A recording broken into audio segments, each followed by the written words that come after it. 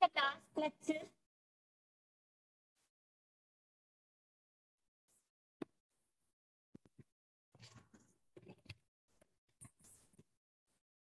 last lecture, I have given you a for the forward and backward method.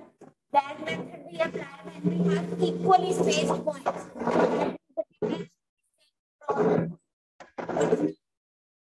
And we have done the examples related to that.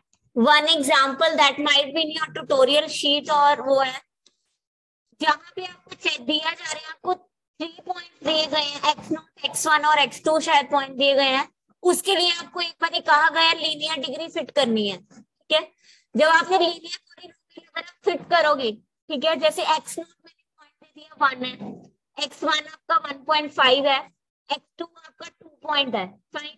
और आपको polynomial जो fit करनी है 1.7 पे fit करनी है. ठीक है, तो अगर आप क्वाड्रेटिक ही निकलेगी क्योंकि 3 पॉइंट्स हैं, the maximum can be quadratic. But अगर आप लीनियर का फिट करोगे उसमें तो आपको वो वाले पॉइंट्स लेने हैं. जैसे आपको वैल्यू 1.7 पे चेक करनी है, तो ये नहीं है कि आप x0 इक्वल टू 1 और x0 इक्वल टू 1.5 ले लो. क्यों? क्योंकि वो आपका 1.7 करेंगे. हम इंटरपोलेशन क्या कह रहे हैं कि हम उसी x के लिए वैल्यू निकाल सकते हैं जो आपका x0 x1 xn में लाई कर रहा है और आपकी डबल ए बी में आ रहा है. तो अगर आप पॉइंट लेके चलोगे 1.5 1.7 तो बाहर चला गया that error can be there. ठीक है, तो आप देखोगे उससे कैसे कर. वो वाले पॉइंट्स चाहे 1.5 1 2 ले लो, चाहे 1 to 2 ले लो, बट आप 1 to 1.5 नहीं ले सकते. Clear?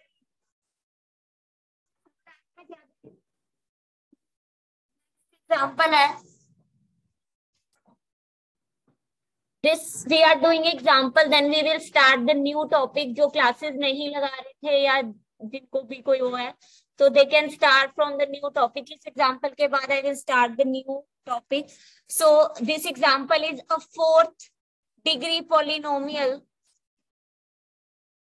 a 4th degree polynomial px satisfies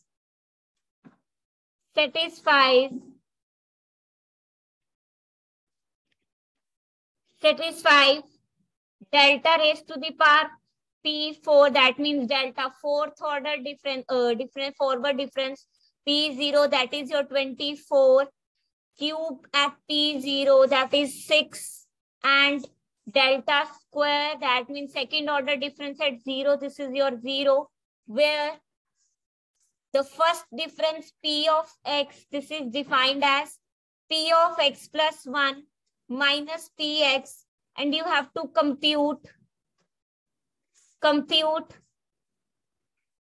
this. The second difference at 10. Sorry, 0 is given, so second difference at 10. अगर आपको याद होगा जब हमने डिफरेंस टेबल निकाले थे तो मैंने आपको एक थ्योरम कराई थी कि जो आपके डिफरेंस हैं that is equal to your derivative term. nth divided difference अगर हम जब लेके चल रहे थे, ये भी तो डिवाइडेड डिफरेंस ही है, बट यहाँ पे जो आपका गैप सेम रह रहा है तो सब में एच आएगा. ठीक है, 2h 3h ऐसे आता जाएगा. बट जब आपने डिवाइडेड डिफरेंस किया था तो आपने किया था my nth divided difference is equal to function derivative at n divided it by n factorial, यही किया था. तो अगर मेरे पास, अगर मैं कह रही हूँ 4th डिग्री पॉलिनोमियल है, so if I am saying my polynomial is 4th degree, तो अगर मेरी px polynomial 4th degree की है तो del जो अगर मैं निकालूंगी डेल्टा px क्या हो जाएगा 3rd degree, delta square px क्या हो जाएगा 2nd डिग्री. ये चीज क्लियर है मैं क्या बोल रही हूँ? तो बस हम यही रिजल्ट यूज कर रहे हैं. Since px is polynomial of 4th degree, therefore my delta px की डिग्री कितनी होगी? that will be my of degree. px 4th degree की है, डेल्टा क्या होता है? फर्स्ट डेरिवेटिव हो गया nth डेरिवेटिव, यही कह रहे हो ना, nth difference is your nth derivative. तो अगर आपने px जो है वो आपकी 4 डिग्री की है, तो डेल्टा px मतलब फर्स्ट डिफरेंस। फर्स्ट डिफरेंस क्या हो जाएगा, फर्स्ट डेरिवेटिव। 4 डिग्री की है तो डिग्री कम नहीं हो जाएगी, तो उसकी डिग्री कितनी आ जाएगी, 3। डेल्टा स्क्वायर की क्या आ जाएगी, 2। डिक्रीज होती जाती है ना डिग्री, क्योंकि n x raise to the power n-1 हो जाएगा। तो डिग्री अगर 2 है तो डेल्टा स्क्वायर जो होगा वो किस तरह की पॉलिनोमियल होगी, सेकंड डिग्री की पॉलिनोमियल। क्या फॉर्म हो सकती है उसकी, क्यों डेल्टा स्क्वायर ही लेके चल रहे हो, क्योंकि आपको इवेल्युएट क्या करना है, डेल्टा स्क्वायर p10 पे, इसीलिए हम सेकंड डिग्री तक लेके आए। ठीक है, अगर 1 पे इवेल्युएट करना था तो आगे चलते हैं। ठीक है, तो अब डेल्टा स्क्वायर px कैसी होती है second degree polynomial, ax square plus bx plus c, so that is your ax square plus bx plus c। Delta cube px क्या होता है, delta into delta square px, यही होगा, यस और no. Delta cube यही होता है ना, उसका डिफरेंस निकाल लिया, डेरिवेटिव निकालोगे, जैसे सेकंड ऑर्डर का डेरिवेटिव है, आगे क्यूब निकालना है तो पिछले वाले का ही डेरिवेटिव करोगे ना, यही करोगे। थर्ड डेरिवेटिव कैसे निकालोगे, सेकंड डेरिवेटिव का डेरिवेटिव। ठीक है, तो this will B delta square px आपका क्या है,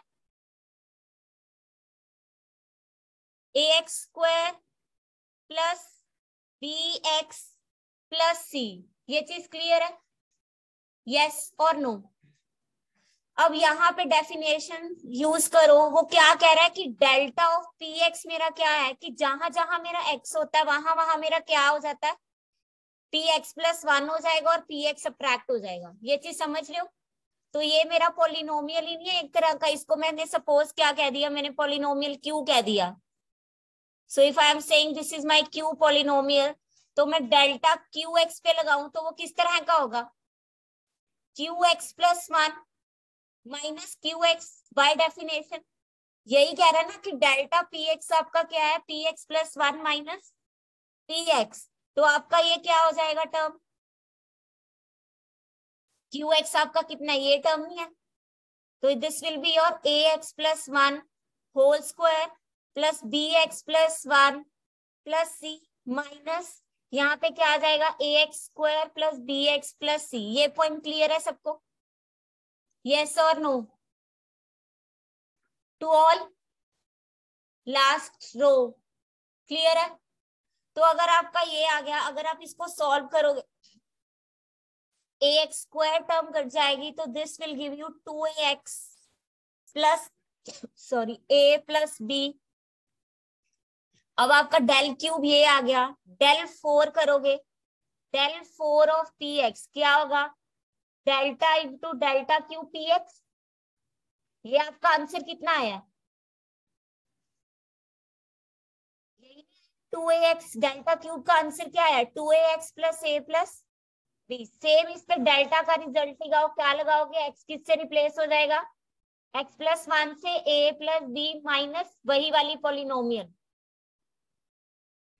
क्लियर है ये स्टेप, तो यहां से आपका आंसर कितना आ गया, 2a। अब आपको डेल्टा 4p0 पे वैल्यू दी हुई है, कितनी है, 24, विच इंप्लाइज 2a किसके इक्वल आ जाएगा, 24 एंड a विल बी 12। वैसे ही सब्स्टिट्यूट करोगे, डेल्टा क्यूब की भी वैल्यू दी हुई है, डेल्टा क्यूब p0 पे आपको कितना दिया हुआ है, 6। सॉल्व करोगे तो आपकी वैल्यू आ जाएगी, तो मैं लिखती हूँ वैल्यू, 2 इक्वेशंस वहां से बनेंगी, आपको डेल्टा क्यूब भी दिया हुआ है, डेल्टा स्क्वायर भी दिया हुआ है। सो डेल्टा स्क्वायर यहाँ से कितना है, दिस इज योर 6, 2a 0 हो जाएगा, this will be your a plus b is equal to 6 and a is your 12, तो b कितना आ जाएगा, -6। नेक्स्ट सब्स्टिट्यूट फाइंड करना क्या रह गया, c। डेल्टा स्क्वायर p0 भी दिया हुआ है, कितना पॉइंट है वो, 0। तो वहां पे सब्स्टिट्यूट करो, ये क्या आपका ax square plus bx plus c is equal to your 0। यहाँ पे x की जगह पे क्या आएगा, 0, तो दिस इज 0, दिस इज 0, सिर्फ c आपका कितना आ गया, 0। तो डेल्टा स्क्वायर पी एक्स आपका क्या था, ax² plus bx+c। So this is a आपका कितना है 12x² माइनस 6x। ठीक है, यहां तक वैल्यू आपको 10 पे निकालनी है, तो देन x की जगह क्या सब्सटीट्यूट कर दोगे 10। So you have to find delta square P10, substitute the value at x, तो आपका आंसर आ रहा है 1140। क्लियर है एग्जाम्पल? ठीक है, इस तरीके से आपको प्रोसीड करना है। Here we have used the result, the relationship between the derivative,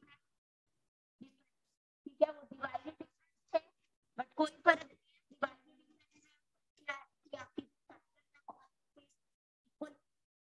क्या कोई डाउट है? जब हमने टोटल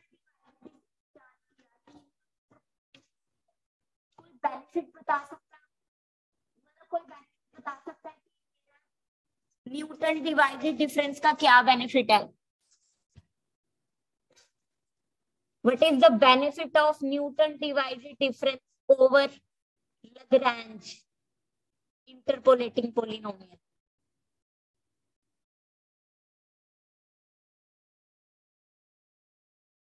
दोनों ही आप कह रहे हो कि इंटरपोलेट करेंगे डाटा को, पॉलिनोमियल भी आपकी यूनिक होगी, तो what can be the advantage over Lagrange? Less iteration, तो आप ऑपरेशंस तो वैसे ही कर रहे हो, सब्ट्रैक्शन और फिर मल्टीप्लिकेशन कर रहे हो, आप nth डिग्री निकाल रहे हो ऑपरेशंस। उसके अलावा उसमें फॉर्मूला डिफिकल्ट था। एल नॉट का फॉर्मूला क्या है? एक्स नॉट को छोड़ दो, बाकी सारे एक्स मल्टीप्लाई कर दो, नीचे एक्स नॉट में से सब्ट्रैक्ट कर दो। तो मुश्किल था फॉर्मूला। बेसिक एडवांटेज है, अगर जैसे आपको मैंने दे दिया x0 x1 x2 x3 के लिए मैंने आपको कहा कि निकाल लो पॉलिनोमियल, आपने निकाल दी लैग्रेंज इंटरपोलेटिंग। जब सब कुछ कर लिया मैंने कहा ओहो एक और पॉइंट भी लेना था, I have to take one more point. अगर आप लग्रेंजे यूज करोगे, लग्रेंजे में आप एलआईस निकाल रहे हो, एलआईस कैसे निकाल रहे हो? सबका प्रोडक्ट ले रहे हो ना, सिर्फ आई वाली एलिमेंट को छोड़ के। तो जब अगर आप, मैंने लास्ट मोमेंट पे पॉइंट इंक्रीज कर दिया, जब आप सब कुछ इवेल्युएट कर चुके हो, तो आपको दोबारा अपने एलआईस निकालने पड़ेंगे, मतलब सारी कैलकुलेशन आपकी शुरू से स्टार्ट होगी। बट यहाँ पे अगर आपका एक पॉइंट में बढ़ा भी दूं लास्ट में या ऊपर में, एक डिवाइडेड डिफरेंस ही तो निकालना, माइनस करो फिर अगला माइनस कर दो, एक डिवाइड एक डिफरेंस बढ़ जाएगा। तो this can be useful.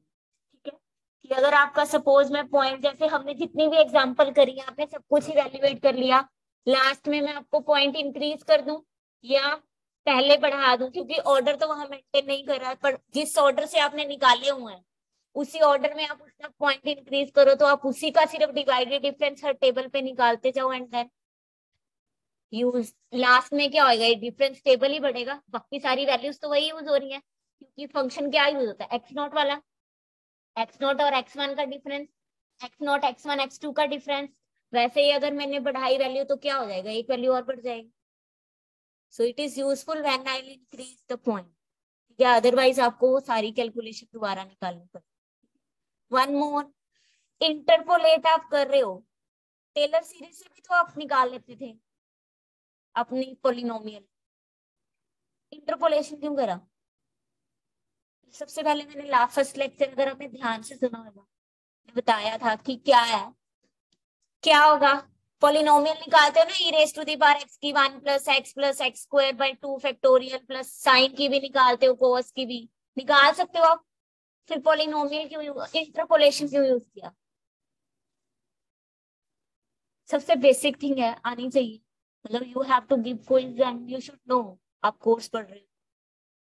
Yes anyone, बोलो, गलत ही होगा बट ट्राई तो करो, क्या होगा?